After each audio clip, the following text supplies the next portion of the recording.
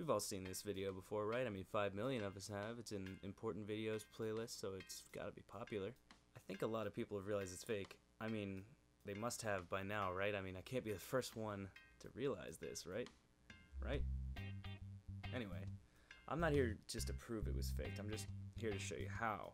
Now, first off, a lot of these viral hoax videos do a trick where they film everything on a tripod to make the visual effects easier, and then they add the fake camera shake later. And that was actually done on a few of these shots. Here you can see I've stabilized a couple of these shots, and the camera is just completely rock solid. It's not moving at all. So you can see that is one of the tricks they used.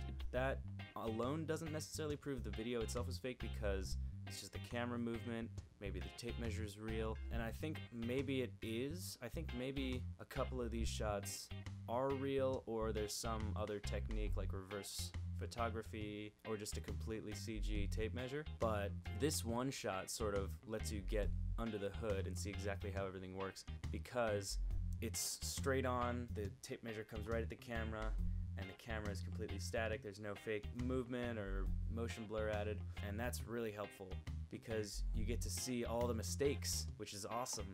So first off, you can see the tape measure completely change direction midair, right there.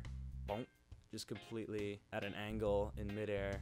And I think that is where an extra shot was added. So there's a plate with these three guys on the left, and the one guy throws the tape measure, and then there's another shot on top of that of the tape measure going through the air, starting after the point where it changes direction, and then grabs the keys. I think maybe the key grab is another shot, and I think this main shot where it arcs through the air perfectly towards the keys was either the reverse photography, or maybe the tape measure is pulled on a string through the air towards the keys, which is a common technique. But I also think the part where the keys and the tape measure fall behind the shelf was their opportunity to sort of cut again. The secondary shot sort of disappears, and when the tape measure is on the floor, first off, you do see the cut right there. The floor and the shelf change, and then the keys come out on the other side. I think maybe somebody was behind the shelf with the keys, and that's how they get them out there. Maybe they even added the keys themselves in post, but I'm just theorizing here. Another thing you see before that, right as the keys get grabbed, they actually start moving before the tape measure touches them, which is just a complete giveaway.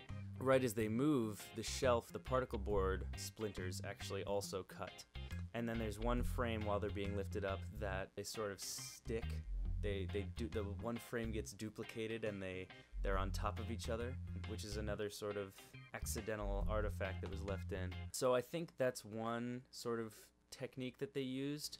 I think a variety of techniques were used, and that's why I am calling out to Captain Disillusion to come help me out with this, because this video was really hard to make for just this one shot. So I'm calling out to my savior, my idol, my strength, Captain Disillusion, to come and help me with this project, because like a lot of the other videos that Captain Disillusion has debunked, I figured out that this is an ad for glass. If you see in the background of all these shots, the stickers on the glass say Integrity, and that's the brand that produced this video.